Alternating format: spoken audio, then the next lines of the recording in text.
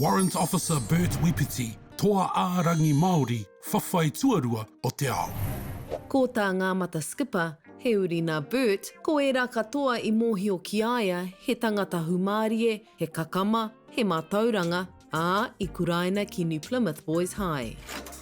I te tautahi mano iwa te kauwha te kaumatahi, I uru aia ki te taua ārangi.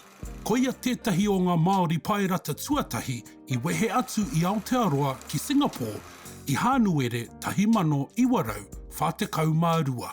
I Singapore, I reretahi rāua ko Charles Cronk, he pairata he tino hoa nōna. I whakapā atu rāua ko Charles ki te huariri I runga ake I Singapore, I kia nā rāua I pupuhi ki raro te rererangi tuatahi a te tiapanihi. Mo tēnei whiunga āna, me etahi atu mahitoa, I riro I aia te Distinguished Flying Medal.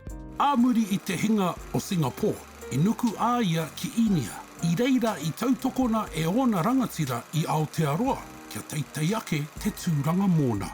Ko tā ngāmata, kāore I whakae te hunga ingarihi, ki hai hoki I pirangi ma te Māori e hautū o rātou ake pairata.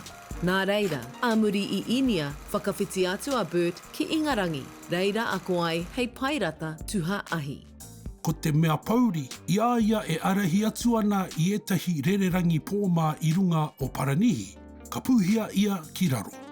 I ki ia ai I ngaro I roto I te pakanga, rua te kaumatahi noiho ona tau. I pākia rawatia te whānau I tōna matenga, he maha ngā tau I tangi moke moke mōna.